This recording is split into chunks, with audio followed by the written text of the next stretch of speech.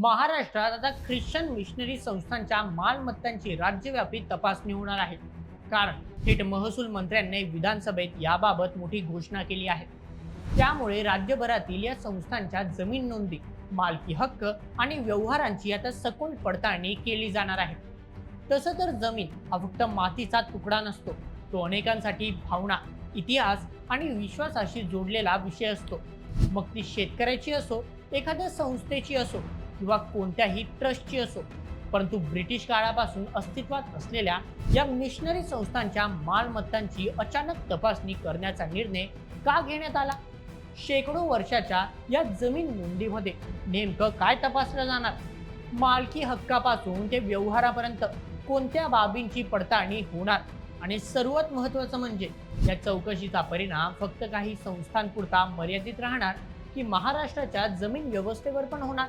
म्हणूनच आता 3 महिन्यांनंतर समोर येणाऱ्या अहवालाकडे सर्वांचं लक्ष लागलेलं आहे. चला तर मग राज्य सरकारच्या या निर्णयामागचं कारण, त्यांची पार्श्वभूमी आणि संभाव्य परिणाम अगदी सोप्या भाषेत समजून घेऊया आजच्या व्हिडिओमध्ये. आजच्या बातमीचे लेखक आहे मेहुल मराठे.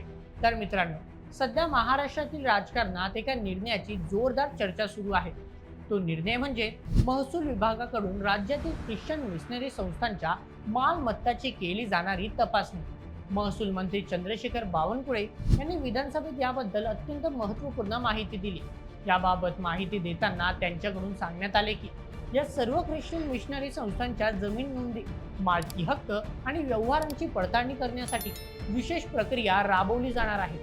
या तपासणीचा उद्देश कोणत्याही विशिष्ट संस्थाला लक्ष्य करणं नसून अनेक वर्षांपासून असलेल्या जमीन नोंदणीमध्ये पारदर्शकता आणणे, त्याचप्रमाणे सरकारी कागदपत्रांमधील माहितीची पडताळणी करणे असल्याचं सरकारकडून स्पष्ट करण्यात आलंय. म्हणजेच अगदी सोप्या भाषेत सांगायचं झालं तर या निर्णयामुळे कोणत्याही एका विशिष्ट धार्मिक संस्थेला लक्ष केले गेलेले नाही, तर गेल्या अनेक वर्षांपासून निर्माण झालेल्या अनियमित कारभारामुळे होणाऱ्या अडचणी दूर करण्यासाठी हा तपासणीचा निर्णय सरकारकडून घेण्यात आलाय. परंतु असा प्रश्न सर्वांनाच पडतो की एवढ्या अचानक पद्धतीने हा निर्णय घेण्याची गरज का निर्माण झाली? मित्रांनो, हे समजून घेण्यासाठी सर्वात आधी या मालमत्तांचा इतिहास पाहणं महत्त्वाचं ठरेल. महाराष्ट्रात अनेक ख्रिश्चन मिशनरी संस्था ब्रिटिश काळापासून कार्यरत आहेत. शिक्षण, आरोग्य सेवा, सामाजिक कार्य आणि गरजू लोकांसाठी विविध उपक्रम राबवण्यासाठी या संस्थांनी मोठ्या प्रमाणात जमिनी आणि मालमत्ता मिळवल्या होत्या.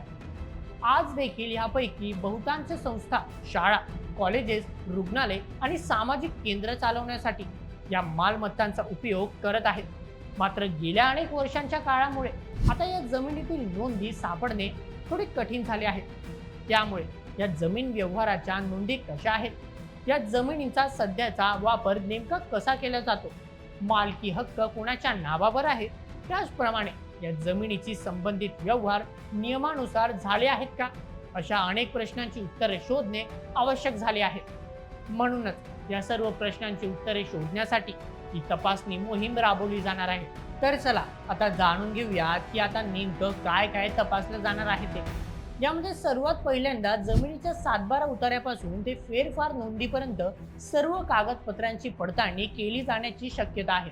त्याचप्रमाणे जमिनीची नोंद कोणाच्या नावावर आहे, जमीन कोणत्या उद्देशाने देण्यात आली होती, सध्या जमीन त्याच उद्देशाने वापरली जात आहे की नाही, जमिनीचे हस्तांतरण, व्यवहार आणि भाडे तत्वावर देण्यासंदर्भात काही नियमांचे उल्लंघन झाले आहे का, या सर्व गोष्टींची तपासणी करून अगदी बारीक अभ्यास केला जाईल, जेणेकरून या सर्व जमिनींचा व्यवहार अधिक पारदर्शक होण्यास मदत होईल. यासोबतच ट्रस्ट किंवा संस्थांच्या नावावर असलेल्या मालमत्तांमध्ये काही अनियमितता आहे का, हे देखील तपासलं जाणार आहे. यासोबतच ट्रस्ट किंवा संस्थांच्या नावावर असलेल्या मालमत्तांमध्ये काही अनियमितता आहे का, हे देखील तपासलं जाणार आहे. कारण आपल्या देशात सामाजिक आणि धार्मिक संस्थांना विविध कारणांनी जमीन उपलब्ध झालेली असते. काही जमिनी दान स्वरूपात मिळालेल्या असतात, काही सरकारकडून विशिष्ट उद्देशासाठी दिलेल्या असतात, तर काही संस्था स्वतःच्या माध्यमातून खरेदी करतात. अशा परिस्थितीत त्या जमिनीचा वापर मूळ उद्देशाप्रमाणे होत आहे का, हा प्रशासनासाठी महत्त्वाचा मुद्दा ठरतो.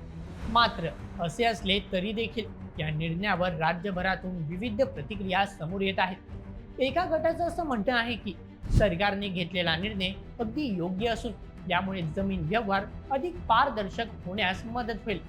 कोणत्याही संस्था, ट्रस्ट किंवा व्यक्तीच्या मालमत्तेची नोंद पारदर्शक असणं आवश्यक आहे. जर कुठे नियमबाह्य व्यवहार झाले असतील तर त्याची चौकशी होणं गरजेचं आहे. तर दुसरीकडे अनेक लोकांचा असा देखील दावा आहे की फक्त एका विशिष्ट समुदायाशी संबंधित संस्थांची तपासणी का केली जात आहे. राज्यातील इतर धार्मिक किंवा सामाजिक संस्थांच्या मालमत्तांची अशाच प्रकारे तपासणी केली जाणार आहे का? कारण सत्ताधारी राजकीय पक्षांकडून आपल्या विशिष्ट वोटर बँकला आकर्षित करण्यासाठी अशा प्रकारचे निर्णय घेतले जातात, असा आरोप देखील यामुळे लावण्यात येतोय. याआधीच काही महिन्यांपूर्वी केंद्र सरकारकडून वक्फ संशोधन विधेयक आणले गेले आणि आता महाराष्ट्र सरकार ख्रिश्चन मिशनरी संस्थांची तपासणी मोहीम राबवत आहे. यामुळे सरकार अल्पसंख्याक समुदायांच्या संपत्तीवर निशाणा साधण्याचा प्रयत्न करते का, असा प्रश्न देखील या निमित्ताने उपस्थित केला जात आहे. त्यामुळे सरकारच्या या निर्णयाकडे केवळ जमीन तपासणी म्हणून नाही तर प्रशासनातील पारदर्शकतेच्या दृष्टीनेही पाहिलं जात आहे. आता या संपूर्ण प्रक्रियेत 3 महिन्यांच्या आत अहवाल तयार करण्याची संकेत देण्यात आले आहेत. या अहवालामध्ये किती मालमत्तांची तपासणी झाली, किती जमीन नोंदी तपासल्या गेल्या आणि कुठे काही अनियमितता आढळली का, याची माहिती समोर येण्याची शक्यता आहे. म्हणूनच या तपासणीनंतर पुढे काय कारवाई होणार, जर एखाद्या जमिनीच्या वापरामध्ये नियमांचे उल्लंघन आढळलं तर सरकार कोणती पावलं उचलणार, किंवा सर्व व्यवहार योग्य आढळले तर या संस्थांना दिलासा मिळणार का, हे 3 महिन्यानंतरच स्पष्ट होईल. सोबतच राज्यातील जमीन व्यवस्थेच्या दृष्टीने देखील ही प्रक्रिया अत्यंत महत्त्वाची ठरू शकते. कारण राज्यातील अनेक जुन्या संस्था, ट्रस्ट आणि सामाजिक संघटनांकडे अनेक दशकांपासून मोठ्या प्रमाणात जमिनी उपलब्ध आहेत. त्यामुळे या सर्व मालमत्तेची तपासणी राज्यातील आर्थिक नियोजनासाठी अत्यंत महत्त्वपूर्ण ठरू शकते. आता अशातच ही ख्रिश्चन मिशनरी संस्थांची मालमत्तेची तपासणी फक्त एका विशिष्ट वर्गापुढची मर्यादित राहणार की राज्यातील जमीन व्यवस्थेसंबंधित मोठ्या प्रक्रियेची सुरुवात असणार, हे पाहणे देखील तितकेच महत्त्वाचे ठरणार. तर मित्रांनो, या संपूर्ण प्रकरणावर तुम्हाला काय वाटतं? राज्यातील सर्वच धार्मिक आणि सामाजिक संस्थांच्या मालमत्तांची आता अशा प्रकारे तपासणी झाली पाहिजे का? तुमचं मत आम्हाला कमेंटमध्ये नक्की कळवा आणि अशा व्हिडिओसाठी सबस्क्राईब करा बोल एमएच आपल्या यूट्यूब चॅनलला. धन्यवाद.